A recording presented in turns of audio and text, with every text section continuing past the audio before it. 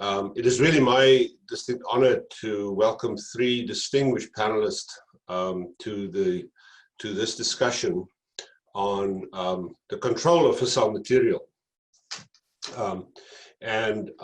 I can introduce this at length since I've myself been involved with this issue for many years, but I will resist doing so because I would be really interested to listen to our three panelists. And I'm going to introduce them very briefly.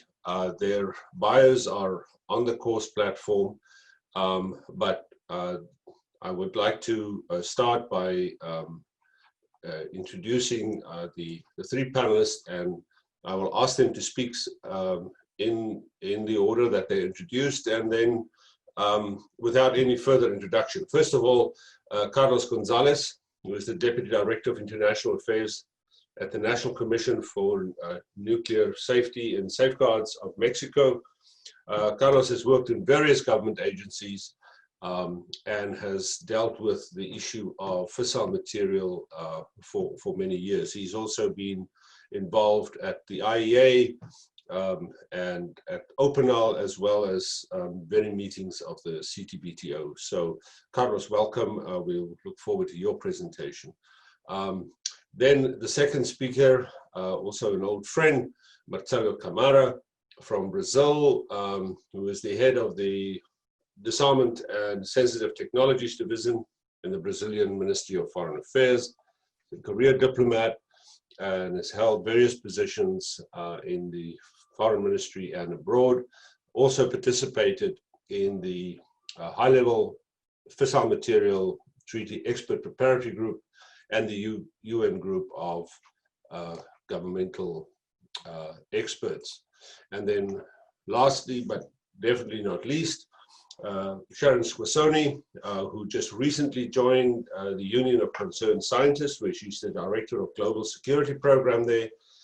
Sharon has worked in a variety of fields. Before she came to the Union of Concerned Scientists, she was a professor at the Elliott School of International Affairs and in the Institute of International Science and Technology. But also, most notably, Sharon worked for many, many years at the Arms Control and Disarmament Agency in the State Department, as well as the Congressional Research Service. Sharon is another true expert on the FMCT. Marcelo, if you are ready to speak, then maybe you can go ahead first.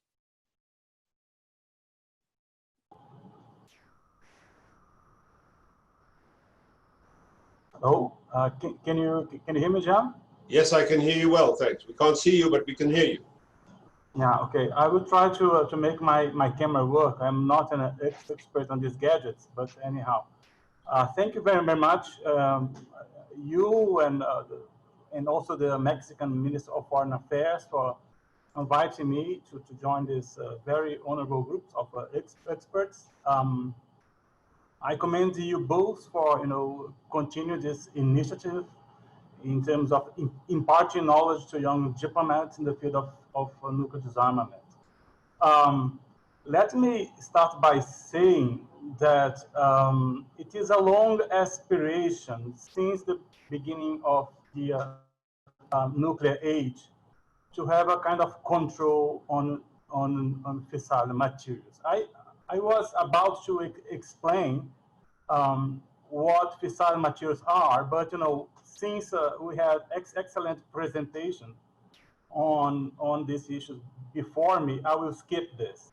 But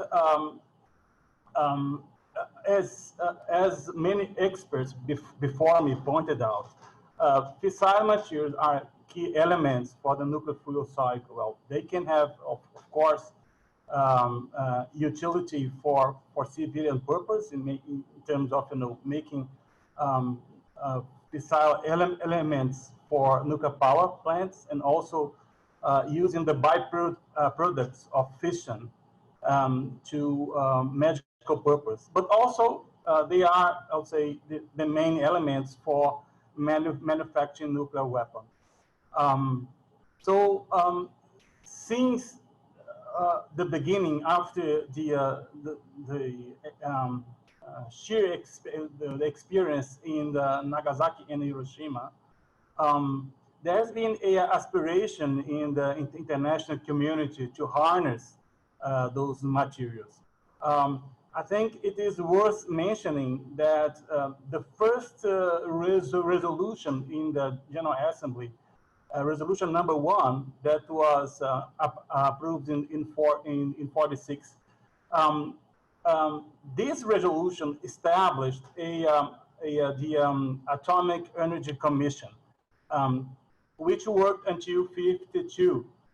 But one of the elements of the mandate of this of the UNAEC was to exert control of atomic energy. So in an indirect way, it was mandating the UN to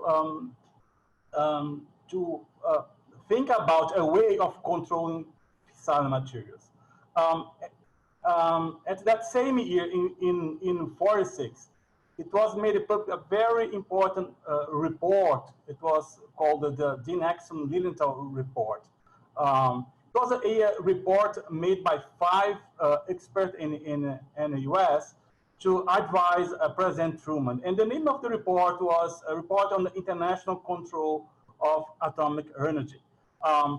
The main aspect of that report is a 60-page report. They propose a atomic development authority that would be tasked to conducting all, I'll say, very sensitive operations in the nuclear field. So the main idea at that time was to set up an international authority to have monopoly on fissile materials. Well, this was endorsed by the first plan, I think the first plan to create a regime on non-proliferation and nuclear disarmament was the Baruch Plan. The Baruch Plan, well, the reasoning behind this, well, all countries will forswear nuclear energy for, I'll say, military purpose, and they will accept safeguards.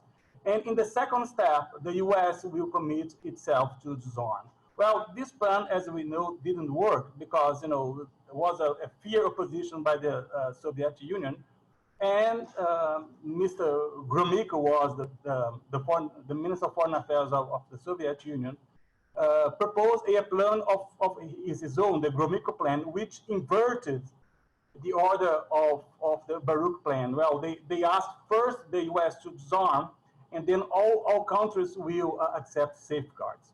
I think one of the milestones, truly milestones, as we talk about international control of fissile materials, was the initiative by President Dwight Eisenhower, Atoms for Peace, which created the IAEA. So the IAEA, according to its statute from 1957, one of its functions, it is enshrined in Article 3 of its statute, was to carry out safeguards to ensure that special fissionable and other materials will not be diverted to military purpose. Of course, there was a plan at that time that, well, some countries will give fissile material to the agencies so that they can, well, kind of, make it available for the production of fuel to countries that wish so. I think it is. We have to. Perhaps it is worth also to mention that Article 20 of the IAEA statute defines. There is a definition on fissile material. They use a special, I'll say, name. They use special fissionable material. I think, as we know, the regime that we have now, its backbone was established in 68 with the adoption of the Treaty on the Non-Proliferation on Nuclear Weapons, the NPT, which came into force in the 70s. Yeah. In terms of a clear initiative to deal with the control of fissile material. I think we have to come back to the first special session on disarmament, SOD1. It took place in 78. So the final document of that special session clearly set out the need of urgent negotiations of agreements with a view to the cessation of the production of fissionable material for weapons purpose. This had evolved in a specific proposal made by President Clinton in 1993. He delivered a speech at the General Assembly in New York. And as a result of this speech, in the following year, 94, the General Assembly adopted unanimously the Resolution 48, which mandate the Conference Disarmament in Geneva to commence negotiation on a treaty banning fissile material for nuclear weapons and nuclear weapons device. In 98, the Conference of Disarmament appointed a committee that was chaired by the Canadian Ambassador Sharon. And he penciled, which is now the document 12999, which is the so-called Sharon Mandate. Yeah. Well, the Sharon Mandate is, I would say, is a kind of, it's our lake prayer, if I can say that, in terms of a treaty banning fissile material. This document is spelled out that this treaty should be non-discriminatory, multilateral, and internationally and effectively verifiable. And it's also a very important point that the mandate for the establishment of this committee said that it does not preclude any delegation from raising any pertinent issues to this treaty. As we know, the CD has been deadlocked ever since 98 around the issue of the scope of this treaty. One country, Pakistan, feels that he had a much that India has a greater stock of fissile material, and therefore Pakistan would oppose any mandate for negotiation of a FMT or FMCT without including expressly pre-existing stocks.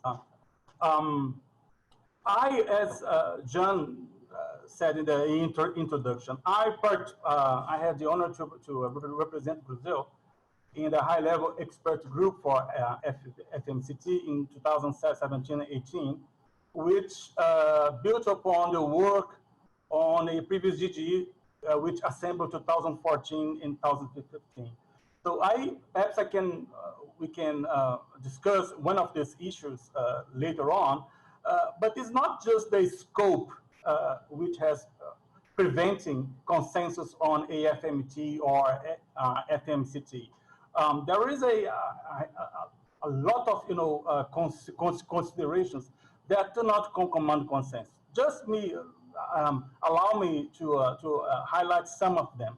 Well, about the obligations of a future treaty. Some countries say, well, besides the prohibition of producing fissile material from nuclear weapons device, it should be also a prohibition of building installations geared towards fissile material that is not exclusively for peaceful purpose. Yeah, the whole issue of declarations. Many experts raise the point that it's impossible to declare previous stocks on nuclear fissile material. They do not maintain records or perfect records on that. The issues of definitions. Well, depending on the definition you have for fissile material, you have to calibrate at the amount of verification that the treaty will carry out.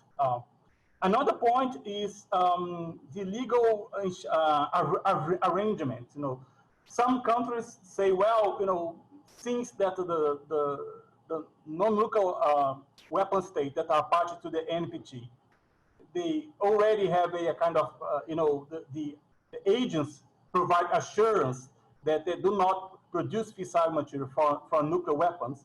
Well, there is a tendency to defend that the IAEA should be in charge of the verification mechanism of a future treaty. But there are also some countries that, while they do not, the IAEA involved in this, and therefore they advocate a kind of FMCTO.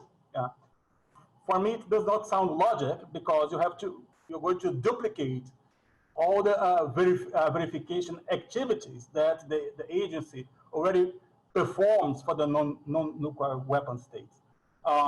Well, just to perhaps to finish this short or these introductory remarks, I think we should flesh out that the FMT or FMCT is one of the so-called steps of the gradual approach. The others are, you know, the cessation of atomic tests is the CTBT.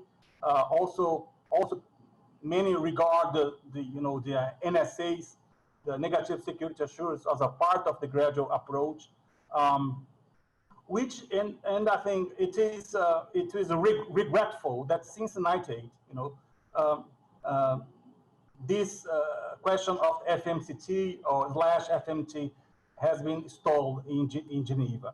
Well, I'd like also to perhaps, as my final remark, that Brazil presented a proposal of a framework agreement, which combines, you know, the both scope treaties that has been the center of so many dissents in the negotiations.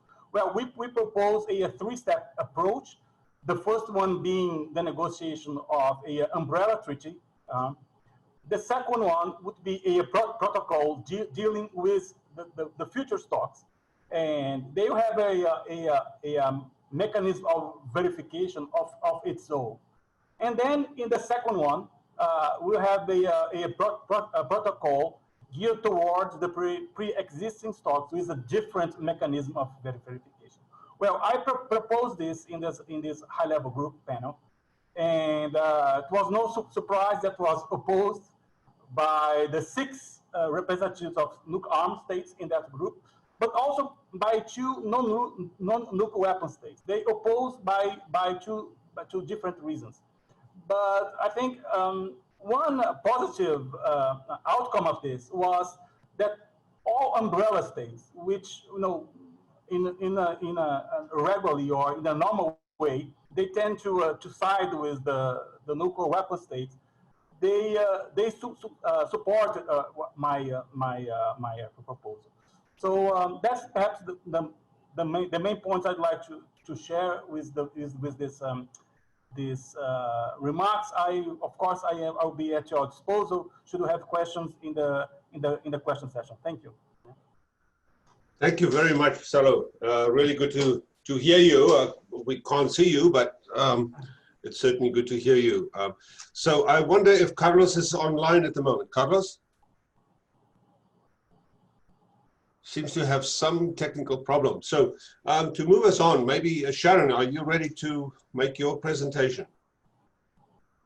I am, thank you. Welcome, please go ahead. Hello, everyone. It's nice to be here. Thank you, João and Monterey, for inviting me. I do have some slides, so if someone can give me the authority to share my screen, that would be great. You can go ahead. Okay. Let's see. So, can everyone see my screen? Yes. All right, so I will move that off. Okay. Well, thank you. I hope, and also thank you, Marcelo, for an excellent presentation. If there's a little bit of an overlap, I hope everyone will forgive me. I'll rush through some of that. So I know why this topic is up front, and that's because controlling nuclear material, in my view, is really integral to both non-proliferation and disarmament efforts. But the international control of nuclear material has always been difficult. And I know Marcelo talked a little bit about some of the early efforts. I would go back to, you know, the very day that the United States bombed Nagasaki, President Truman said, and oh, by the way, we'll seek the means to control the bomb to protect ourselves and the rest of the world from this total destruction. A few months later, the US, Canada, and the UK proposed a commission to look at controlling atomic energy that also included, you know, eliminating nuclear weapons and establishing effective safeguards and inspections. And this was the start of it all. I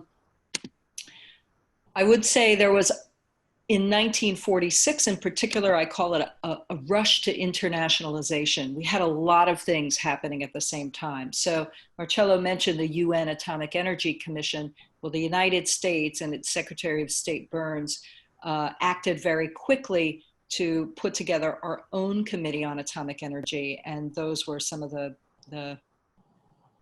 key personnel. Dean Acheson was not yet Secretary of State, he was an undersecretary. As well as, you know, Leslie Groves, the head of our Manhattan project. That happened on January 7th. 10 days later, the UN Security Council met for the first time. Less than a week later, Acheson convened the Board of Consultants, which then got the ball rolling on the Acheson-Lilienthal report. Marcelo mentioned the resolution 1 at the UN General Assembly that established the UN Atomic Energy Commission. Oh, there we go.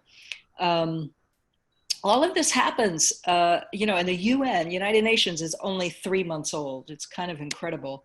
But by the middle of that year, Bernard Baruch proposed the Baruch Plan based on the Acheson-Lilienthal report. And that plan foundered by, you know, within 6 months by the end of that year. And I would argue that we have spent the last 70 years, close to 70 years, struggling to really gain international control of fissile material. We've had some successes, I'm going to talk about those, but none quite as ambitious as all of that.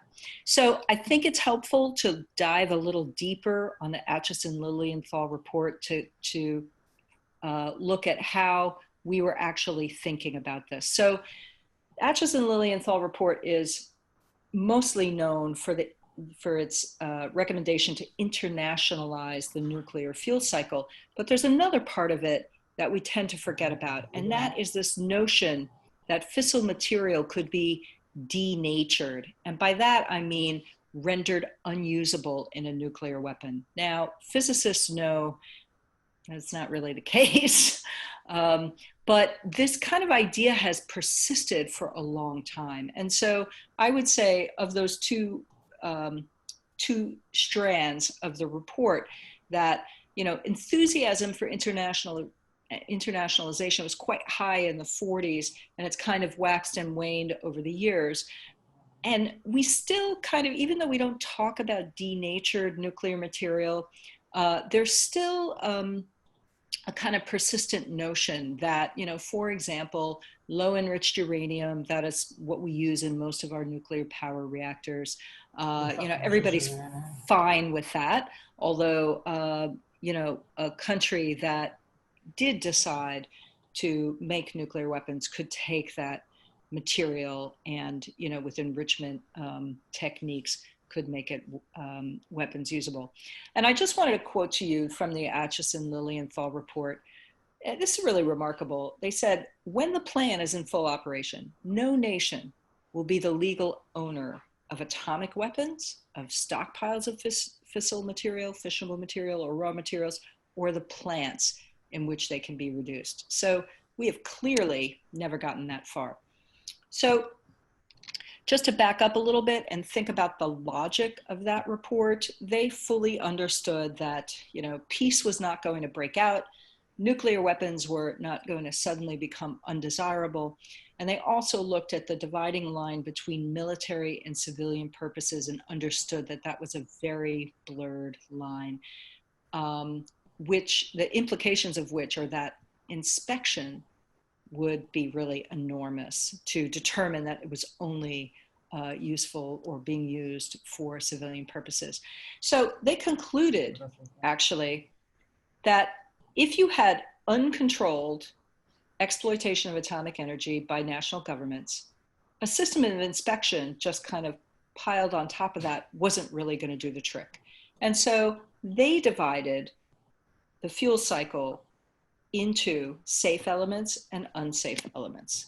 And this is what it looked like. So over on the left, you have safe elements were radioisotopes, what we use, for example, cancer treatments. Small research reactors, actually quite large power reactors, as long as they were fueled with, and in their view at that time, they said low enriched uranium or plutonium, because plutonium at that point, or in the view of those authors, was considered kind of denatured. How would you deal with the safe elements? You would put them under safeguards. All right, this is back in 1946, so nobody really knew what the safeguards effort would look like. On the right-hand side of the screen were all the unsafe elements, right? Starting with mining and milling of uranium, uranium enrichment, reactors that produce more plutonium than they burn up, the so-called breeder reactors, the separation of spent nuclear fuel into plutonium and waste, and then finally, research and development into nuclear weapons. That's clearly an unsafe practice. And all of those were going to be internationalized. All right, so how does that look like? Oh, sorry, I'll get to that in a moment. How were these things ultimately dealt with under the Acheson-Lilienthal report? So you had inspections, denatured material, international ownership and control. So on inspections, what they observed was that it couldn't just be policing, but you had to have real knowledge and promotion needed. Actually, the promotion of nuclear energy, which the International Atomic Energy Agency arguably has done. On denatured material, they realized that, you know, that would in itself be insufficient. You would only have less than a year's worth of warning should a country decide to move towards a bomb. And then on international ownership and control, they believed that if you internationalize the fuel cycle, then any national activities in illegal areas would provide an unambiguous warning of non-compliance. So you wouldn't actually have to prove that the material was going into weapons. You would just say, well, country X is doing that, therefore, you know, if everything else is internationalized, clear warning. You know, I think anyone who works in the field of non-proliferation would really love to have that circumstance, right? Because the world actually, as it's been implemented, is much grayer than that. And we've spent a lot of time, for example, in the cases of Iran and North Korea earlier on, trying to square that circle. Okay, so what actually happened, right? We had what the Lilienthal report thought was going to happen and what actually happened. Well, you can see that safeguards were applied to everything, right? With the exception of mining and milling and R&D into nuclear weapons. That's always been considered unsafe. We're not going to do that. But we've said that, okay, we'll safeguard uranium enrichment, breeder reactors, plutonium separation plants. And that's how we're going to deal with this. So a lot of the assumptions of the Acheson-Lilienthal report were just kind of discarded, and we did what was expedient.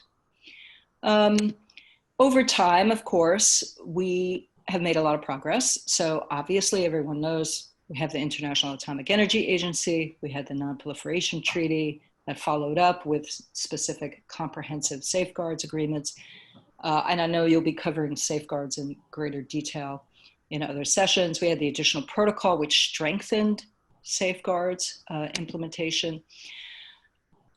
Strangely enough, on the issue of denatured material, over time, we have realized that the use of highly enriched uranium in many research reactors posed a threat, if not for proliferation, at least in terms of nuclear security and terrorist access. So we have began a program in the 70s, the United States and Russia, to bring back all of that highly enriched uranium and convert those reactors into low enriched uranium. And that's been fairly successful. We still use highly enriched uranium in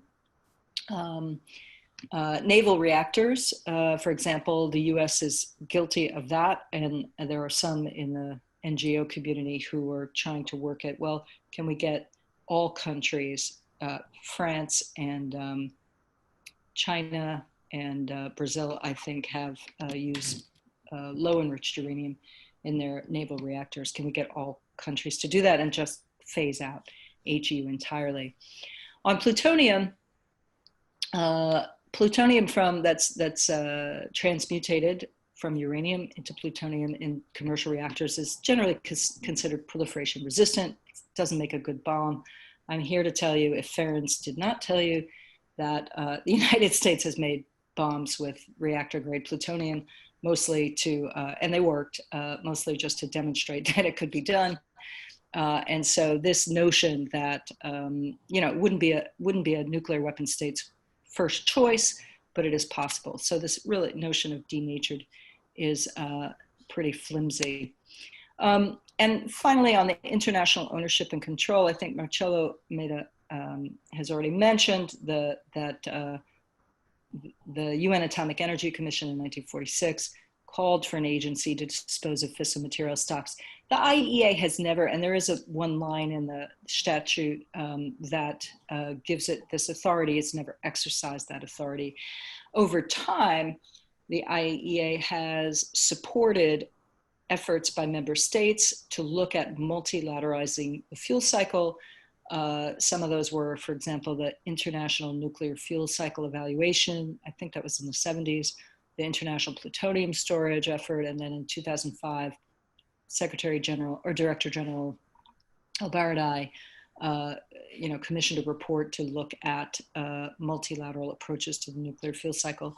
None of these made very much, progress.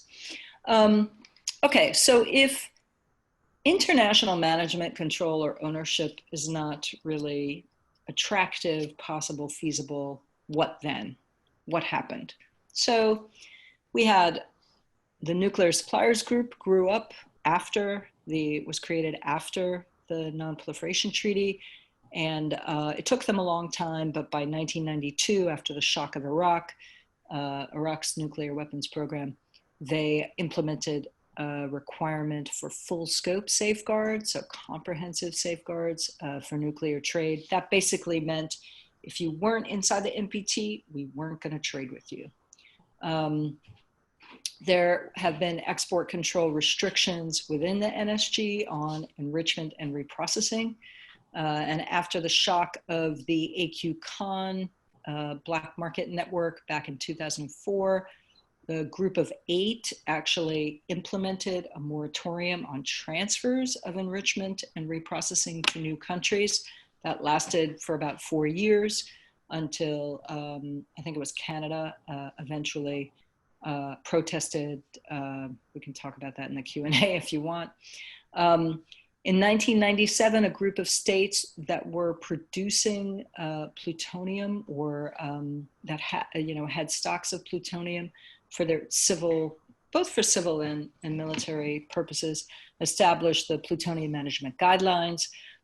That's basically a voluntary effort where countries make declarations, I think on an annual basis, of their separated plutonium stocks, as well as plutonium and spent nuclear fuel. And then, of course, cutoff negotiations. I use FMCT not to be prejudicial and say we should only look at future stocks, but mostly because I'm lazy. So I apologize for that. So those are the broad systemic efforts, but there are also country-specific efforts. And there were some related to North Korea before it tested nuclear weapons. I think now most people think cat's out of the bag. It'll be really difficult, perhaps under a disarmament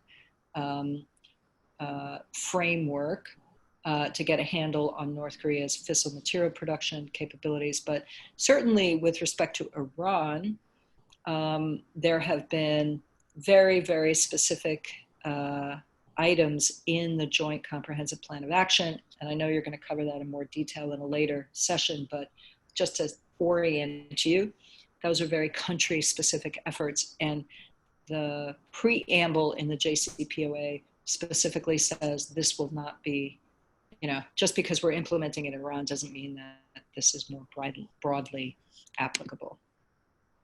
I think I have about 3 more slides left, if you'll bear with me. We've already discussed a little bit about the Fissile Material Production Cutoff Treaty, dates all the way back to 1957, the first UNRWA resolution that specifically called for a cutoff. I see the 1995 Shannon Mandate as a way to sidestep this impasse on whether the cutoff treaty should also look at existing stocks. At the basis of that is a kind of dispute about, is this a disarmament treaty? Is it a non-proliferation treaty?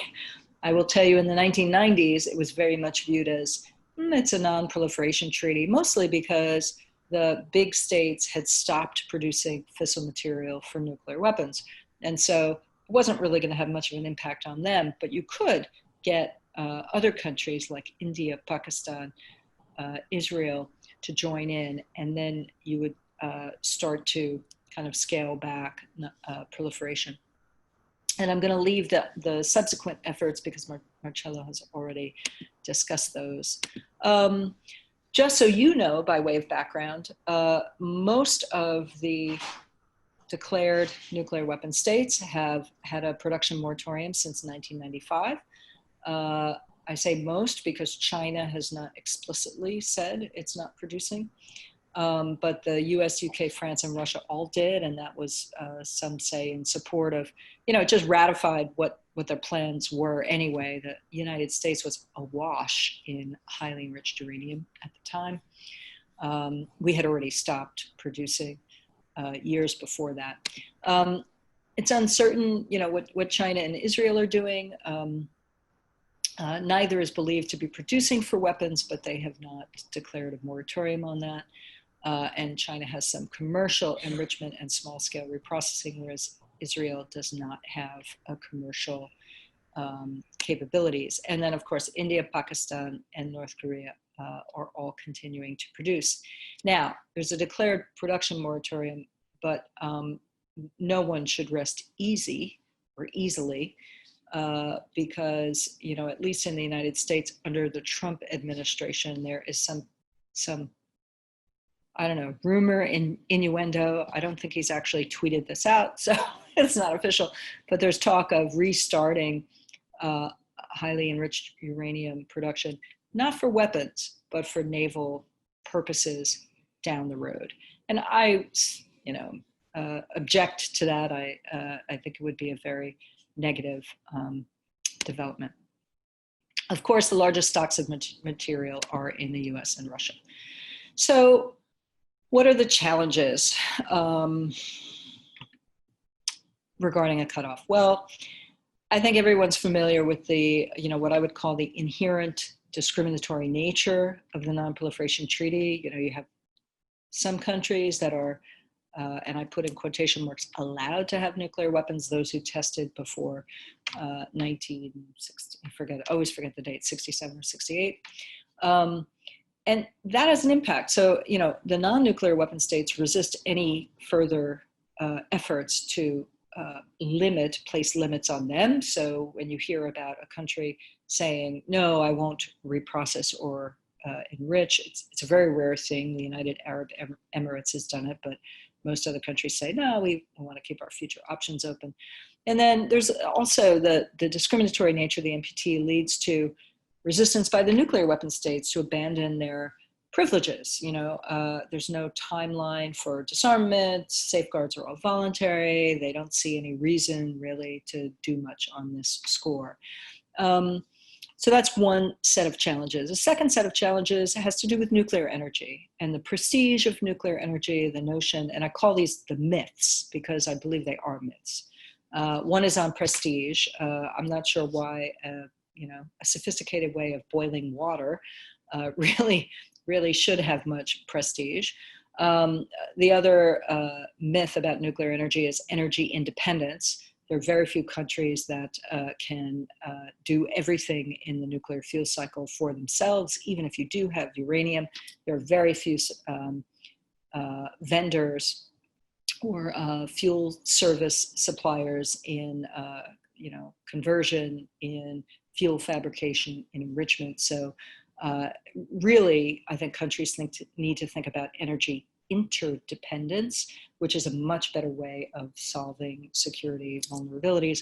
And then finally, the climate change benefits. We could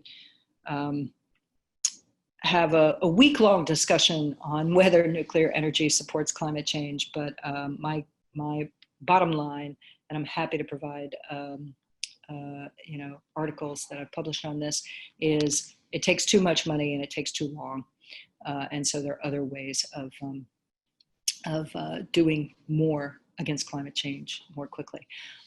So second set of issues, myths of nuclear energy. Third is the broken disarmament machinery. You are all diplomats. I'm sure you know that the Conference on Disarmament has been dysfunctional for a few decades. And then lastly, sovereignty issues. You know, these are crop up anytime you have you know, countries giving up what they consider national rights. The bottom line is that there are really few people, few experts, officials in nuclear weapons states who see a need to control their own fissile material. They just don't, they don't see that it's that big of a problem. I would say that the success of the nuclear security summits helped a little bit in this regard. It's sort of like, well, if you don't think of this as a proliferation problem, at least you think of it as you know, reducing the access of terrorists. That's one reason why you should probably consolidate and try and, you know, secure and try and get rid of this material. And I would say in Japan, which is a non-nuclear weapon state but has significant stockpiles of plutonium, that they have slowly come to realize the dangers of their plutonium stockpiles, and then they have taken some positive steps to do away with that. My last slide is, why should we care about the FMCT? You know, and Marcelo kind of alluded to this. You know, we have a ban treaty now, isn't a cutoff. It's just kind of a half measure. And I would say, well, that's true, but, you know, getting a commitment to, and a verifiable commitment to stop production and eventually get rid of stockpiles, it's essential to the irreversibility of the arms race, or of disarmament. Nuclear weapon states are on record as supporting a cutoff treaty, but they're not on record as supporting a ban. A cutoff treaty could help head off future resumed fissile material production for weapons in countries like the US, Russia, China. It could rein in India, Pakistan, North Korea. It could be critical in a nuclear energy future. If you think that nuclear energy should move in the direction of advanced reactors and, you know, that use plutonium for fuel, you probably want to spend a good bit of time controlling breeder reactors so that your plutonium economy doesn't result in a nuclear weapons problem. And then a cutoff treaty would inject transparency and accountability where there is none. And so I would argue it's very important for future disarmament efforts. And so I thank you for your attention, and I will stop there, and I will stop sharing my screen.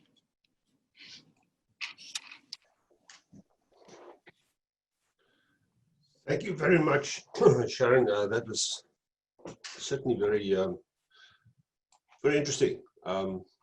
So I don't think there will be several questions. Let me try again and see if we can get Carlos Campos online. Carlos, are you online?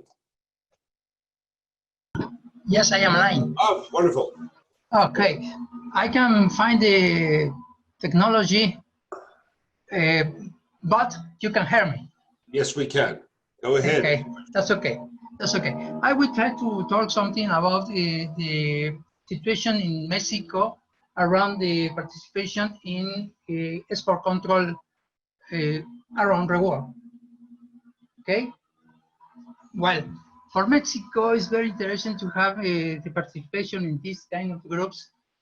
It's not a organism, it's not a regime by international law, but it's a participation that the countries agree to participate in order to make a special control of the items to produce nuclear power or use in other technologies or in other different uses. In that case, we have 4 different groups. The first one is the Wassenaar group. The second one is the nuclear supplies group. The third one is the Australia group. And the fourth is the RCTM. Mexico is participating in 3 of these groups.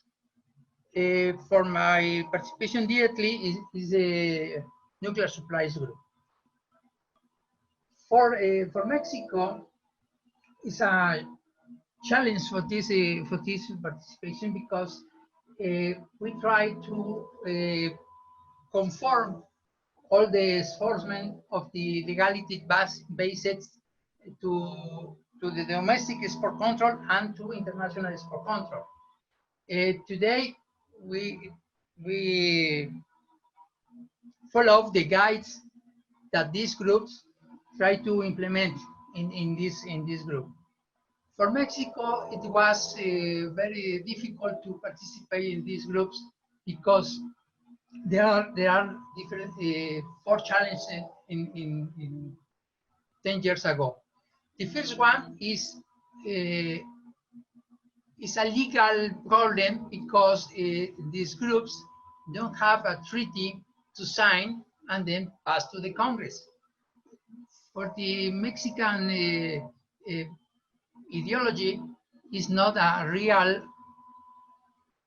international law. It's a decision of the Mexico to participate, and then we have to obtain the approval by consensus of the participants to enter in this group. This was very, very difficult to implement in Mexico because the ideology for the international relation of Mexico is through the legality of 2 international law. But when Mexico is participating in the United Nations Security Council, he decided to participate to correspond of the adherence to all in the international agreements and in this case groups. In that case, the President of Mexico decided to enter and say to the different ministers of Mexico to form a group in order to make the possibility to enter as soon as possible. This group was formed by Commerce, Minister of Commerce, Minister of Legal Affairs, Customs, obviously the National Commission on Nuclear Safety, and another 3 or 4 ministers. What is the objective to the group? Make the national changes to the law and introduce the group, Mexico to the group. In that case, we check the guidelines. All the groups have guidelines to have to implement directly in Mexico the export control. If you have the idea to enter in the group, you have to to implement and enter in force that's export control. It's very difficult in Mexico because the law in our country, in my country, is very difficult to change the law. You need a decision. You may send this proposal to the Congress, and then approved by the Congress as to law. But we decide in this special group to change a special memorandum or special norm to have the necessary implementation to implement the export control. We introduced the guidelines and we changed the norm. That is the reason that in 2011, when we changed the norm, we changed this memorandum in order to introduce all the guidelines to the Basenar group. That the first one group that the Mexico entered in this export control. Another problem, it was the number of items that we had to introduce to the tariff to make the control exactly to the products that the Basenar group, nuclear suppliers group, and other groups try to control. In this situation, we had to change or implement a new tariff, a new recognition of each item. In that case, for example, we have graphite. The graphite you can use in a pencil, but you can use in the special spares for cars or special spares for electricity or something like that. But a special graphite for nuclear conditions is using only in nuclear power plant and in a special spare of cars.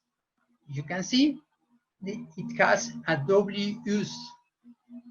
We have to control all the graphite for nuclear specification. That is the reason that we make a special tariff for each items around 600 items. We have to make a special tariff and implement to the national law. It was very difficult because we had different point of view from the custom, from the commerce, for the industrial, for the different participation in this group. We need around 3 or 4 months to implement this change of tariff in order to correspond to the guidelines list for the groups. For this situation, we had to implement the new tariff for each product. The next challenge for Mexico was to implement a special group to move this export control situation. This was very difficult because in Mexico we had many rotation of the people. We have the many changes in the public sector that we need to implement a new capacitation or new courses or training for this kind of people. Today, we don't have too many people for do that. That is the reason that we have to enrich more people to implement this export control. That was very, very difficult. It's the same situation for all the countries in Latin America to special personnel for this kind of work. For other thing, we have to introduce all the special lines or guidelines that set all the groups. For example, if we receive a requirement for exportation of special items, we have to know different things. For example, the end user. Who will be the end user? Maybe it will be the nuclear power, will be a laboratory, or maybe the university, or something like that. Or maybe the industrial, or maybe another. But we don't know exactly where is the end user. We try to find by the requirement all the necessary information to identify where is the end user and what is the real use of this product.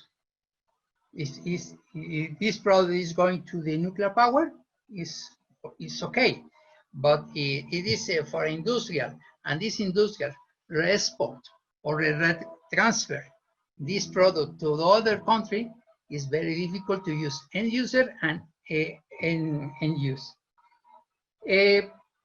For that matter, we have to know what is the situation in other countries. For example, in different countries, they have a blacklist of different enterprise that they consider is no real user for this kind of products. We check with the USA or with Canada or Europe if they have this kind of blacklist for this enterprise, and we don't send or we don't approve this or not make this authorization to export this kind of products. Another thing, it says that it is necessary to check that the receptor, the country receptor, signs safeguards with the International Atomic Energy Agency. If they have physical security for different kind of use on nuclear materials. If they have safeguards, total safeguards protocol and safeguards agreement is considered a possible country to send this kind of product. If not, we don't accept the authorization to send this product. And the second challenge is to receive more information for other countries on about the needs. Some other countries, they need too much requirements. For example, Germany, for example, France, have many needs for authorization, and we will have to know what is the real analysis or risk of these countries to know approval this kind of authorization. In this case, Mexico need to know very information and user use final use different lists of blacklist, the needs, and some information in order to make our analysis and say or no to approve this authorization. What is the challenge for the future? In the case of Mexico, we have 10 years to make this export controls. We have to know if this is essential or not essential for Mexico. Is it usually or not useful? At this time, we have around 3,000 or 4,000 different kind of requirements of items to export control. Around that global is around the half, 50% is in the tariff. The other is not in the tariff. And we have to make the analysis for all the requirements, and 50% is not possible to give you a an authorization because this is not included in export control. And the other 50%, we had to do a special analysis, risk analysis for each one and say yes and give the authorization or deny the authorization. For 10 years in nuclear materials, we don't have many export control. And we don't know if new enterprise is coming to Mexico to export for this kind of products, and we have to check or study it, analyze if it is possible to increase this kind. Can you hear me? Yes. Okay. Campos, may I ask if you kindly wrap up, please? Okay. I try to find a new schedule or new challenge for Mexico. If you know, is useful this kind of participation in this kind of groups or no? One possibility is to know if we have a new investment or new enterprise to want to send more products for the export control or no, for example. Let me say a final item. Today is a challenge to participate in the groups or participate directly in the international conference related to these groups, because we have to know what is the international situation or what is the special information that the country have to correspond or have to know to the other parties of these groups in order to implement new changes in export control of Mexico. Thank you very much, Carlos. Appreciate it. This is not my video.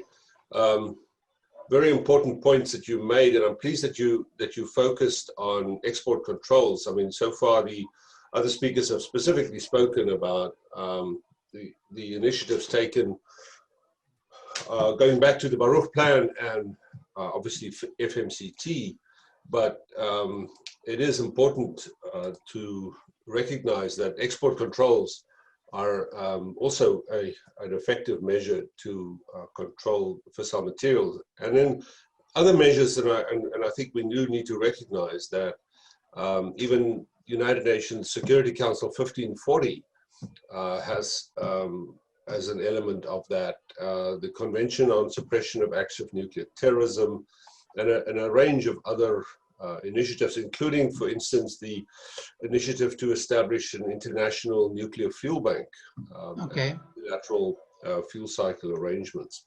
I wanted to, before I open the floor for, there are a few questions, just share with you one graph that I think it's important to for participants to recognize that this is the amount of fissile material, and this is according to the International Panel on Fissile Materials study. The IPFM is probably one of the world's most knowledgeable group of scientists that has been working on this for many years. And so you can see in the stockpiles of the nuclear armed states, the very large numbers of fissile material that are nuclear capable.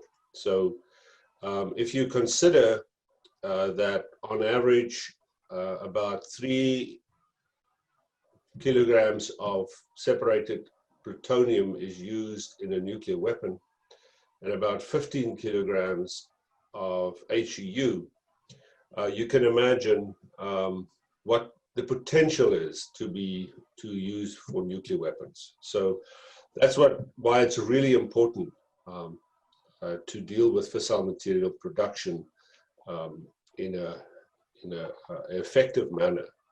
And the challenge that I think the international community has, as our speakers already pointed out, is the lack of compromises that we see in the Conference on Disarmament to negotiate the treaty.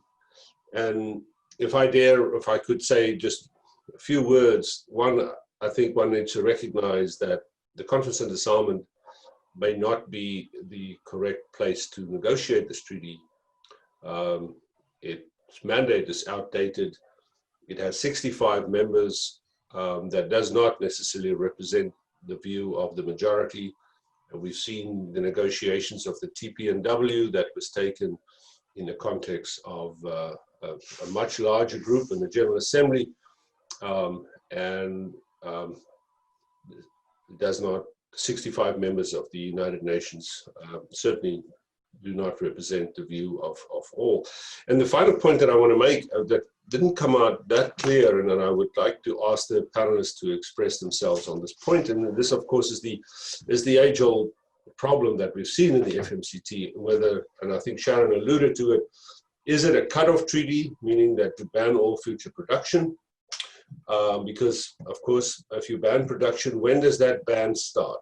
So if a country, for instance, signs a treaty that says you may no longer ban, but by the time the treaty enters into force, and if you take the CTBT has been signed for 24 years and it has not entered into force, how much fissile material can you actually produce after you've signed the treaty?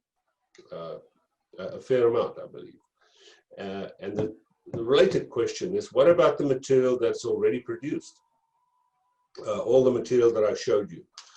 That material, is, by the way, is not under IAEA safeguards. Those are materials in nuclear weapon stocks, nuclear weapon state stocks, not in the nuclear weapons. In fact, these material come from nuclear weapons that have been dismantled.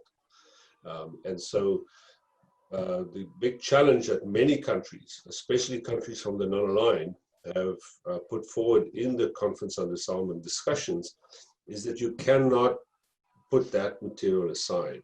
You have to, and I always put this in the context of a hole with a boat in it. You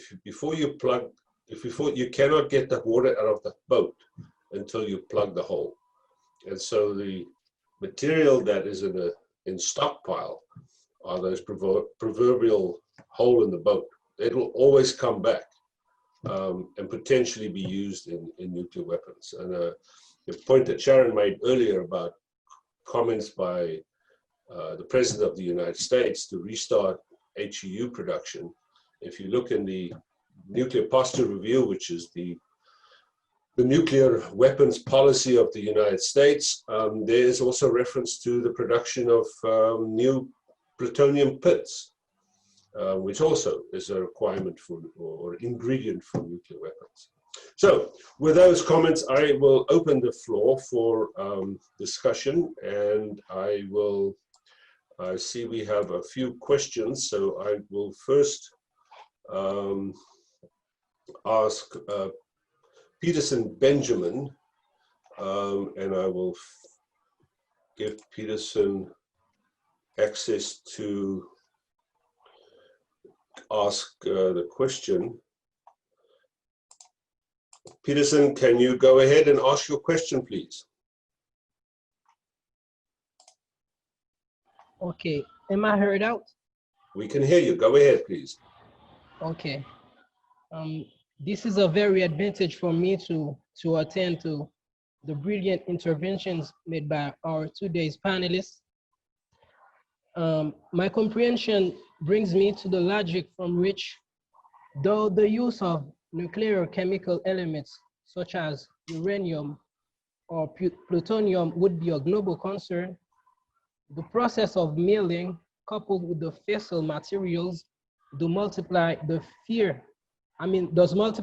fear of the threats of any state's retaliation against another. So is there the bigger issue? by the milling, the process of the milling coupled with the fissile materials, as many of the speakers put out. Okay, thank you. I think that question, if there's anyone who wishes to take that question, Gustavo is, I think Gustavo is still on the line. It's probably a question that Gustavo could answer.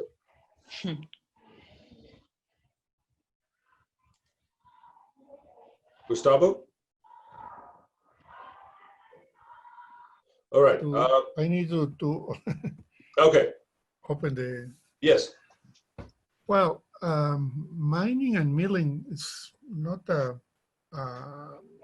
hazard itself. I mean, it's part of the production of eventually nuclear material to produce weapons. But the IAEA has good controls for keep an eye on those activities in the countries that are part of the safeguard systems of IAEA. So for me, it's enough that through the activities of IAEA, especially the additional protocol, which controls all the activities related to the production of nuclear material and the dual purpose equipment and activities. So I think for those countries which are under IAEA safeguards control is enough. The problem is that activities that are not informed or countries that are not under the supervision of IAEA. Thank you, Gustavo. While you are online, there was a question from earlier that you may also wish to address, and this was from Carlos Rubio. You mentioned that uranium enrichment is highly energy consuming. How energy efficient is this? And he said, I mean, you use high energy to produce more energy. What's the net benefit? Well, as the slide says, the energy consumed in the total cost of nuclear electricity is 5%. So it is huge, but compared with the total is 5%. I mean, and at the end we have a net benefit for enriching the fuel, the uranium in the fuel. Okay, thank you. I have the next speaker, next question is from González Vasquez from Guatemala. González, Gonzalo, are you want to ask a question? Thank you very much. My question is for Ms. Sharon Squassoni. What is your assessment on the influence that a future entry into force of the nuclear weapon ban treaty could have on the talks or negotiations by nuclear weapon states of an FMCT treaty? Thank you. Thank you. That's a great question. I'm not entirely sure you'll get my guess. So the ban treaty does not now contain verification measures. It also does not have, it hasn't established, well, it hasn't entered into force, so a lot of things haven't happened. But even after it enters into force, it has to establish, I think, what they called a competent international authority, right? So there are no verification measures. There's no whatever it's called, competent international authority. They will have to devise a lot of things, but the ban treaty is likely not to have much of an impact on nuclear weapon states. So at all, unless they join, right?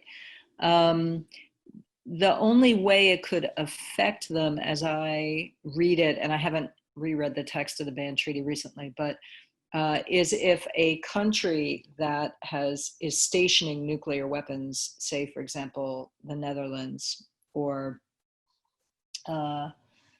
Turkey, a country that's stationing somebody else's nuclear weapons would join the treaty, and then you would have to get rid of them. But so I guess I would interpret your question as, would the nuclear weapon states be more or less likely to engage in negotiations on an FMCT, even if the ban treaty went into force? I kind of see them as quite different in a lot of ways. And, I'd like to say that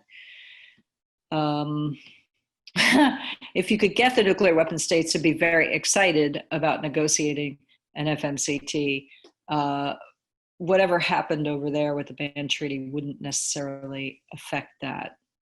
The trick about the ban treaty is not getting crosswise with other existing treaties like the NPT. So, for example, there were some criticisms that its language on nuclear safeguards was not exact enough, that it only required member states to do safeguards at this level. But what happens if under the NPT the safeguards are become even more advanced? What then? Do you have two different sets of countries?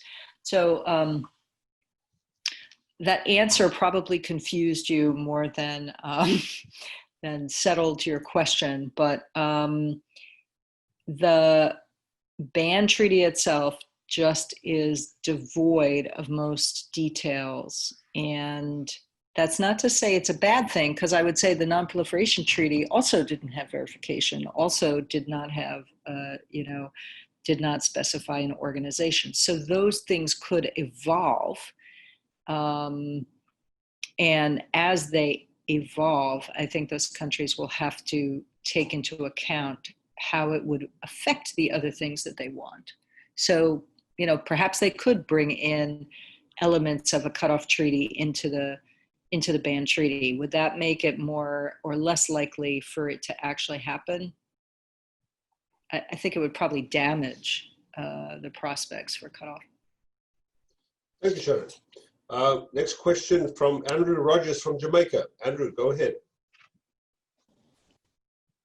Good afternoon, everyone. My question is addressed to all the presenters, and it goes, are you of the view that the creation of a fissile material cutoff treaty is no longer necessary or redundant, since a significant amount of states have safeguard agreements with the International Atomic Energy Agency, which at their core control via monitoring the production and diversion of fissile material for nuclear weapon purposes pursuant to Article 3 of the NPT? Who would like to take a stab at that first?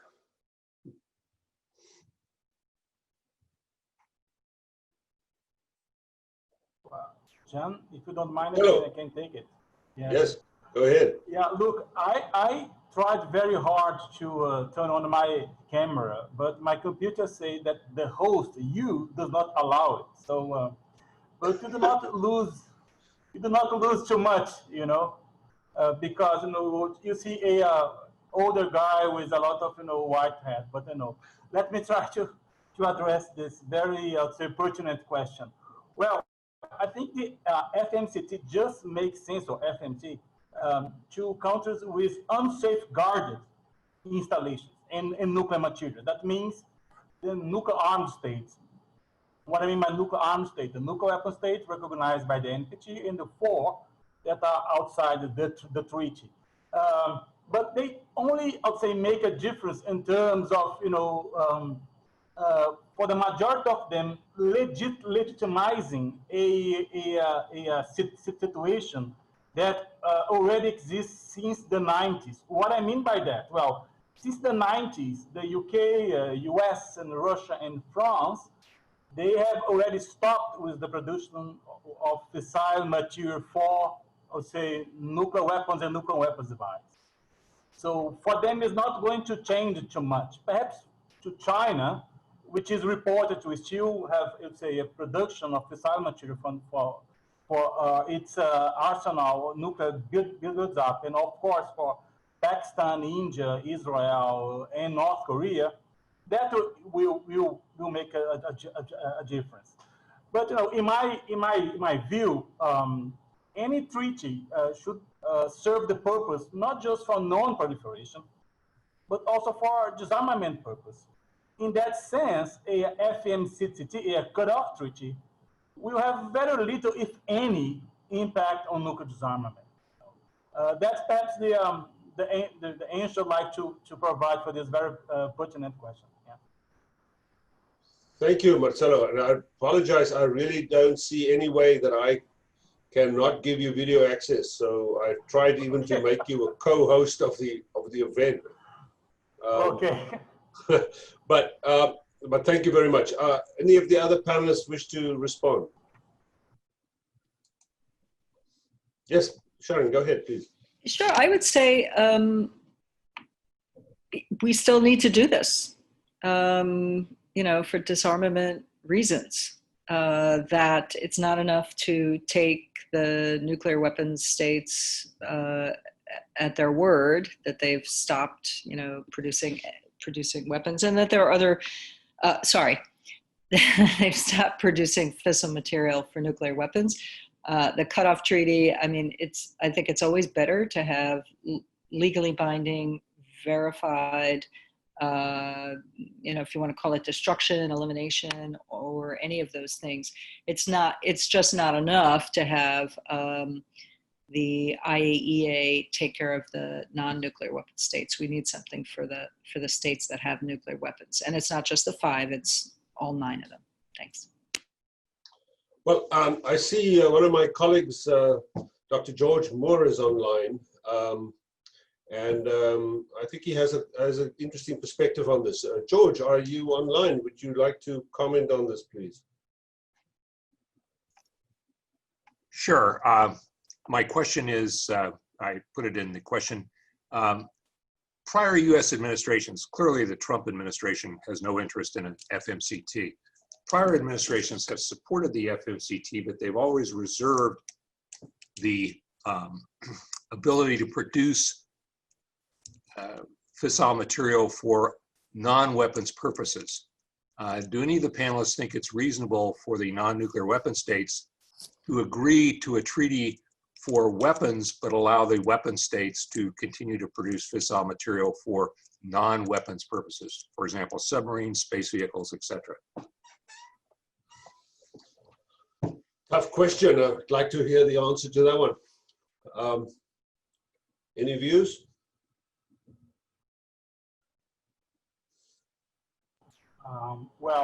I think the mandate is very clear. I think it's is a treaty banning fissile material for nuclear weapons and nuclear weapons device. So the scope of the treaty will not encompass, fissile material from non-proscribed use, meaning, let's say, permitted, let's say, military use, let's say, nuclear naval propulsion, and ours for civilian purpose. I think it is well, the Sharon mandate, which is which enjoy consensus by all members of the CD, is very clear in that regard. Sharon or Carlos, do you wish to respond to that too? Yeah, I would say I take a more radical view. And that is, there are certain things in treaties that, for example, in the NPT, it allows peaceful nuclear explosions. We decided a long time ago that was kind of dumb.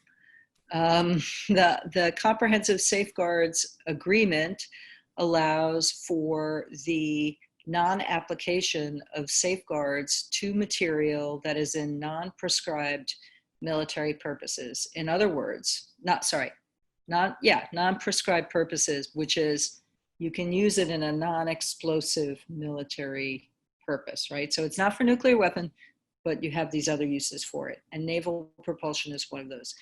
I think that's a problem, both in the Comprehensive Safeguards Agreement, and we're going to have to address that in a cutoff treaty.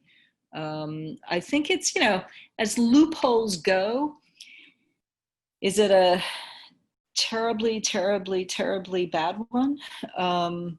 No, but, you know, every time we discover weaknesses in the regime and we shore them up, for example, with the additional protocol, you know, you find other weaknesses. So if we have an opportunity, and George, I'm really glad you asked this question, because I think you knew my view already on this. You know, we should take this opportunity to close a loophole in both places. And certainly, even if you looked at, you know, if you could even get it down to no more HEU production at all, right?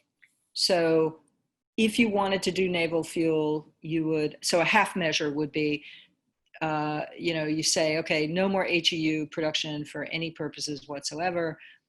So you can do naval fuel, but it has to have low enriched uranium. That would go at least partway towards solving this problem. This is a, you know, it's a conventional wisdom thing. In the United States, I don't know whether it's true in other countries, but in the United States, naval reactors has been able to assert its dominance for, you know, decades. And I think it's time to take another look. I'm not optimistic that you'll see that in a Biden administration, but I think you really need to think carefully going forward. Only one other point, I'm sorry for going on so long. If you really care about a world free of nuclear weapons, that could be a bigger problem. You know, keeping small loopholes like this open could be a much bigger problem. In the past, we've just kind of said, well, you know, countries are unlikely to do X, Y, and Z, that, you know, therefore we don't have to expend a lot of resources to fix those issues. It's time, I think, to fix some of those.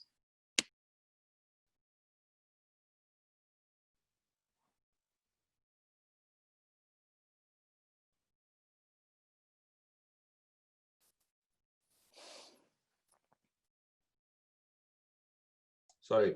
Thank you, Sharon. George, just by the way, I couldn't find you on the list because there was a typo in your name, but I made you a panelist if you want to come back to that. I have another question from Abel Vigil from Panama. Abel, you wish to ask your question? Maybe also Carlos would like to respond to this question. Go ahead, Abel. Thank you to all panelists. I have two questions. First, what is the status of implementation of Resolution 1640 with respect to the control of related material for nuclear weapons? It can be global or regional. The other one is, I would like to know a little bit more about the progress toward the conclusion of the fissile material cutoff treaty. It is possible that it will be achieved soon? Or how was the participation of Latin American and Caribbean been for its achievement? I mean, our contribution. Okay. Who wants to take a stab at the 1540 question?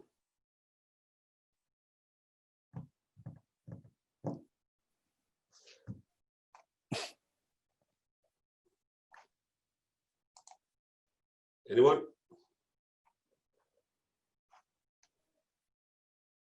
Well, maybe if, I'll just quickly respond. I mean, this, the implementation of 1540 has been advanced quite rapidly through efforts, especially by the United Nations, to provide capacity building in regions.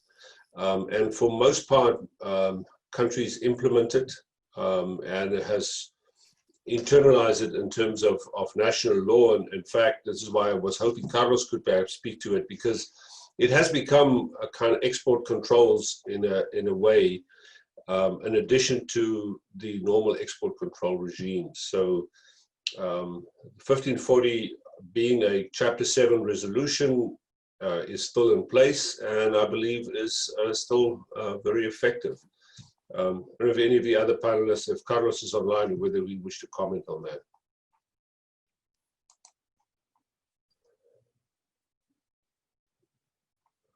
Yep. How about the question from about the FMCT and the the participation from Latin America and Caribbean in the effort? John, may I jump in? Yes, please. Yes, Marcelo, please. Yes. Yeah, but before going any further, I'd like to address a point raised by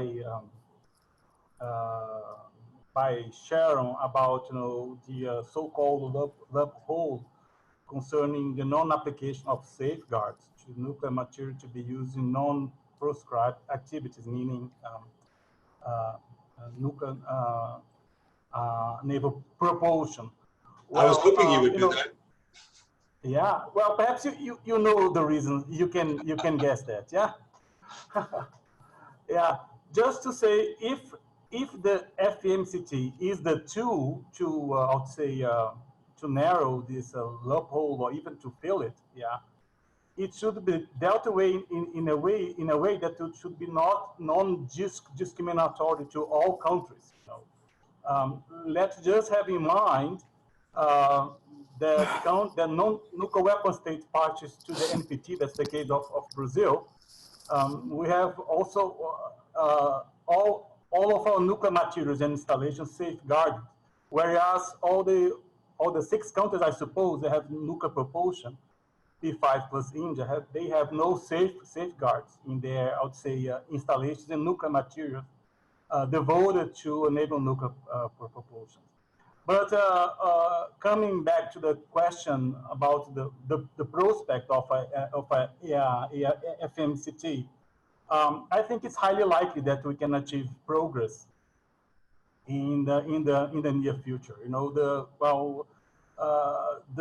The last, let's say, declarations and positions made in the CD do not point to any, I would say, compromise on that. On the contrary, I think countries are hardened in their, I would say, traditional position in that regard. As far as the participation of Latin America in this, in both in the GGE and the high-level expert groups, there were representatives from our region, Argentina and Mexico and Brazil. I guess Colombia as well. So I think we all share the same position that a treaty should, I would say, encompass the pre-existing stocks. Otherwise, we have very little effect in the cause of disarmament. And I don't want to boast, but Brazil, as I told you, we tabled a proposal on this in 2010. Is the CD document 1888. It was 2010, and at the occasion of this high-level panel, I proposed a revised proposal. It was this proposal had a very, I would say, substantive contributions from the people from the International Panel on Fissile Material, especially Dr. Zia Min. I went to Princeton University, and they provide more, I'd say, technical support to my proposition.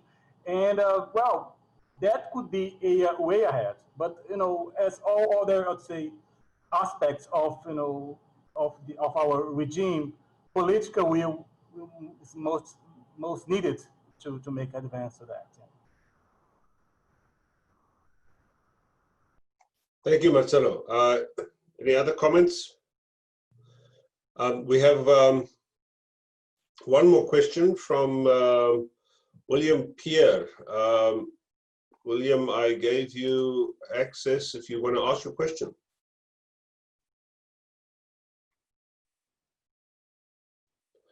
Perhaps he has difficulty. Oh, there he is. Go ahead. Thank you very much. You said me, por favor? Yes, we can hear you. Can you tell us where you're from? I'm from Haiti. Thank you for the nice lecture from Mrs. Squassoni. I appreciate. I have a question for you, because as you said that the IEIA is dealing with nuclear weapon, because it's an organ that is established in the world to control the nuclear weapon threats.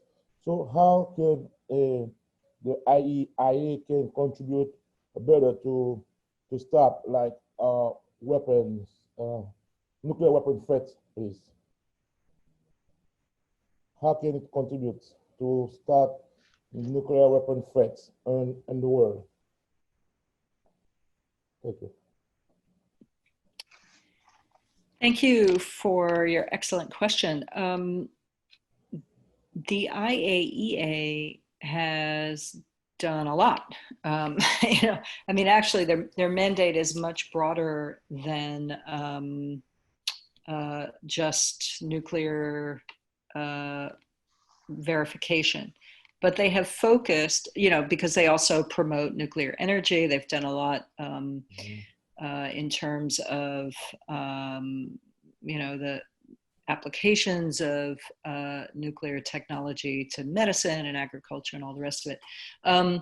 They are, above all, experts in fissile material, and so in nuclear material. So they are the most, or the best candidate, really, to verify a fissile cutoff treaty, whether it looks at production or you know, future production, or also stocks. They're the guys I would go to, definitely. The question, if you're asking more broadly about, and they also do a lot of work on nuclear security and you know, safeguarding against nuclear terrorism. The question, if you're asking about nuclear weapons themselves, gets complicated because the agency has many member states. The majority of the member states are not nuclear weapon states, right? So, for example, when the IAEA went into Iraq, both in the 1990s and then later in the 2000s, the inspection team was composed of inspectors from nuclear weapon states, because they didn't want to spread information about nuclear weapons through inspectors, you know, across. There's a danger there.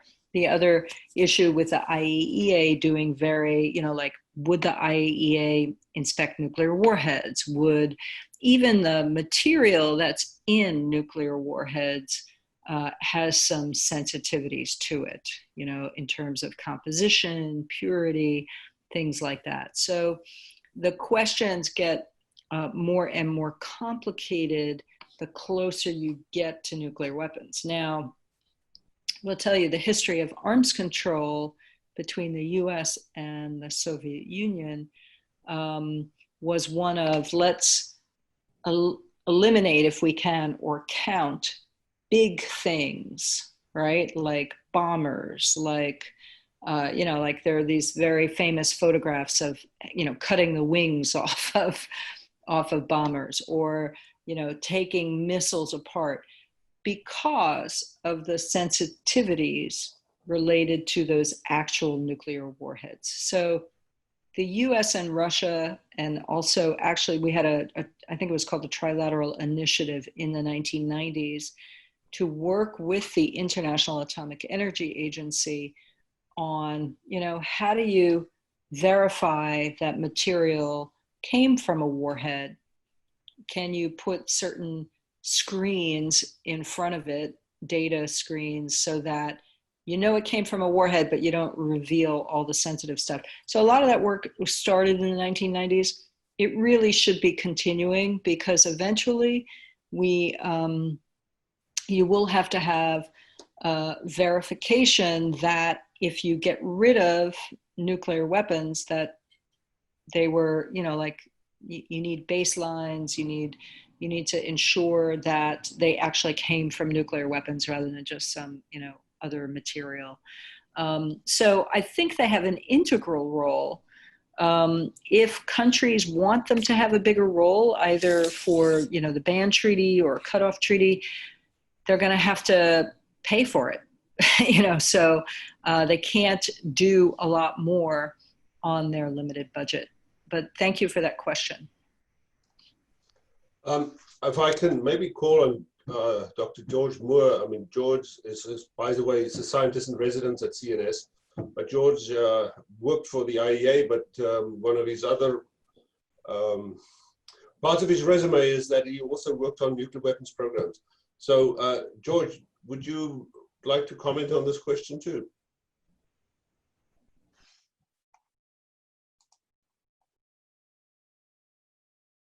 John, yeah, my comments are pretty limited because of classification issues. So if there's a specific portion of that you want me to comment on, let me see. What? So I just think the role of the IEA in reducing nuclear weapons threat.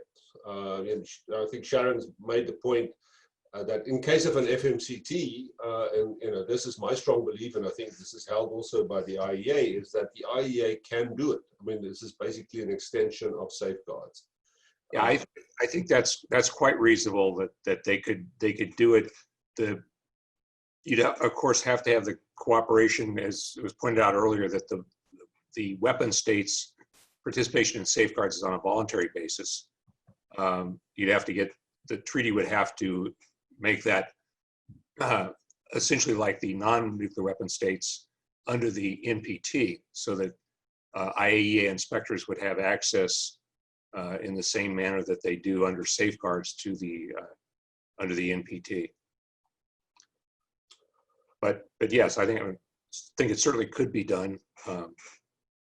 Okay, thank you. We have one last question from Andrew. Andrew, go ahead with your question. Good afternoon, everyone. So my question is relating to FORA. Considering that the discussions on the MFCT is stalled in the Conference on Disarmament, why not propose in a UN General Assembly resolution the establishment of a committee to elaborate a convention on FMCT? Or does the issues present in the Conference on Disarmament preclude any other UN fora from addressing the matter in a meaningful way? Great question. I wish I asked it myself. If I could add to that for the panelists, if you could also express your view on the continued relevance of an FMCT more than 25 years after the original mandate was passed. Anyone who wants to take a stab at that, answering those questions? Marcelo. Yes, so I think we have already a resolution in the General Assembly addressing this issue. I mentioned in my presentation, it is Resolution 48, and it is the Section L, was approved in 94, and it tasked the CG to establish a ad hoc committee to propose elements for a treaty banning fissile materials devoted to nuclear weapons and nuclear weapons device. Now turning to the question about why perhaps to change track and perhaps defer this negotiation to another body outside the CG. Well, there are positions like China, for instance.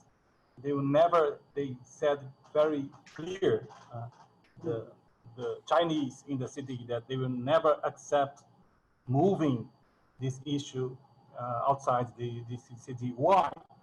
Because the CG give them, I would say, the control of the negotiation, because it works under consensus, rigid consensus. That's why I think it's really difficult to make progress on this question. As I told you, I think it's highly unlikely that you can break the deadlock in the city on these issues in the shorter term.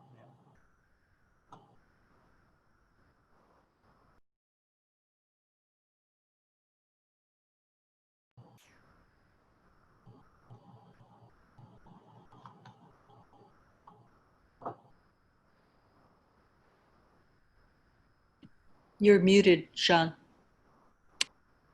Thank you. I was asking you whether you have some perspectives on that question. It's difficult. You know, I haven't been a diplomat for quite a while, so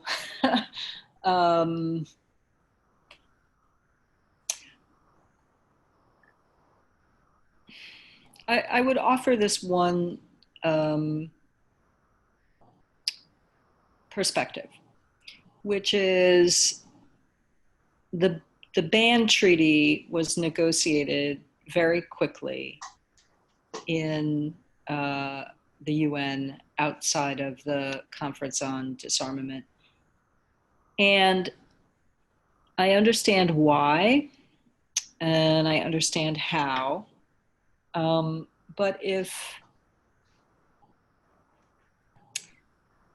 countries want a treaty to be something more than symbolic, then it's a lot of hard work and it may take quite a long time. Now, you know, when there is, I think the Conference on Disarmament and the UN has done the right thing in terms of, you know, putting governmental groups together, high-level groups together. I think some of the meetings even that I have participated in on the side, there's been quite a bit of progress on some of the substantive issues that negotiators will have to make decisions on. And that could actually speed the actual negotiation. So I don't think it's, you know, completely hopeless.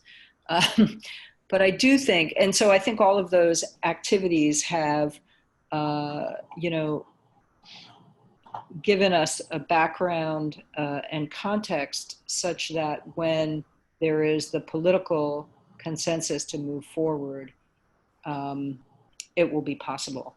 You know, having said that, right, you know, there may be clever diplomats or experts than I to come up with a magic formulation that can get this moving. I still think it is imperative after all these many years that we do this because it's a simple law of physics, right? These fissile materials can be used for weapons. And I don't think that it's sufficient to rely on, you know, this combination of luck and bad economics, you know, to keep either the kind of proliferation of these sensitive technologies, you know, that's what we've relied on, you know, bad economics and luck for a long time. Every time there's a spike in interest in nuclear energy, people start thinking about, oh, what about the proliferation risks? And, oh, why don't we have international control? I think it's time to do something about it. But I also, you know, having spent some time in the diplomatic world, realize that there are some very significant challenges. So, Mr. Rogers, I think your question is right on target, and you know, it would be fantastic for Jamaica to you know, come up with a workable solution for this. There you go. I like that. There's a challenge, Mr. Rogers. I mean, I like Sharon, I haven't been in the diplomatic world for a while, but I have participated in many of these expert meetings or regional meetings. I was fortunate to be in meetings in a meeting in Trinidad and Tobago, and meetings in Lima for the Latin American Caribbean group. And I was struck at some comments that were made during those meetings that why is it that if countries in the region are asked to participate, that many of them, most of them, cannot because they're not members of the Conference on Disarmament? So Mr. Rogers' question about, you know, the possibility of taking the issue within a negotiating forum to the General Assembly is quite pertinent. And I would actually like to challenge our participants to consider ways to move the FMCT forward, whatever you think is good. That's why we have a session towards the end of the course on next Thursday. We'll have breakout groups. So you may want to consider this is one of them. And I'd like to challenge the almost 60 participants to find a solution. We have young, innovative minds here, so I'm looking forward to that. So we've gone well over the allotted time, and I would really thank our panelists, as well as I see Gustavo is still online. Thank you very much for their time and their excellent presentations, and also their responses to all the questions. And at the same time, also thank our participants for raising questions, and encourage those who have not yet asked questions to do so tomorrow. Paula, I see you back online. Would you like to make some closing comments from your side? Yes, thank you very much. Yeah, I have been here just with the camera out, but just one comment, sorry, related to the last question. Yes. And I think it's really important to see that it's not a matter only of dealing with the topic itself and politics, but also we have, I mean, the current architecture where we deal with the forums and the reality that we live inside those forums. Also, in a way, at this time, I mean, it could help or it could obstacle advancement. I mean, in the Mexican perspective, particularly for some of these aspects, some topics, some countries decided that they must be dealt with in the Conference of Disarmament. 65 members, were 65 members, which in order to make any decision, we need to have consensus, which is for some years now, it's been taken consensus like a veto power. So anything that you want to pass there, you need to have consensus on. For now, many years, since 1996, we don't even have a program of work. The last time that we approved a program of work in the Conference of Disarmament was in 1998, and it was not even implemented. So even if you say, let's go and have a negotiation on the Conference of Disarmament, guess what? We haven't approved a program of work on the Conference of Disarmament. So it's not as easy as that, and if you want to take it to the General Assembly, countries will say no, because this must be dealt within the Conference of Disarmament. So actually, that's the reason why, in a way, Canada cannot move forward. Canada has had, let's say, the flag of the FMCT for many years now and trying to move forward with this topic. Has a lot of efforts have been done. Like we have also the two GGs. They were really good efforts. There's already a list of recommendations for future negotiators to take into account. So a lot of work has been done, but also here, I mean, it's part of the architecture and the political will to do so. So there is a lot of interest also for not moving forward with this, and we have to take that into account. And it's not only related to fissile material, but it's a big puzzle to deal with nuclear disarmament. And fissile material is just one part of it, a very important part of it, but it's just one part which is linked to others. So I think it's really important now that when we move forward to see how these pieces that we're now explaining in different models start to be linked. And once you have this, let's say, diagram, flow diagram, you can see what we have at this time, what's the existing parts of the puzzle and the missing parts of it. So a lot of work has to be done, but understanding the basis is very important. So I really appreciate all the presentations today. I think they were brilliant, and they are going to be really useful for the next one. So thank you very much. I just want to really thank our panelists today. They were really, really, really nice. Thank you. Thank you, Paula. And I think the analogy of a puzzle is quite a good one.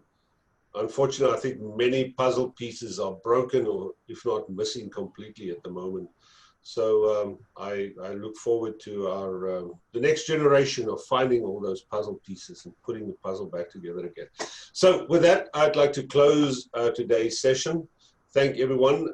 Tomorrow we will be talking about the NPT, I believe, Paula, that there will be some reading material posted on the on the course platform. There are quite a number of articles. I'm not suggesting you read them all, but there are some thought-provoking ones as well. So have a look at those. In the morning, we will kick off with a very unique testimony by a survivor of the Nagasaki bomb. She will speak to us from Nagasaki. I believe that she would even be prepared to take a few questions tomorrow. So please come prepared. It should be a very exciting day, especially also that we will have a number of NPT experts, including the president-elect of the review conference himself.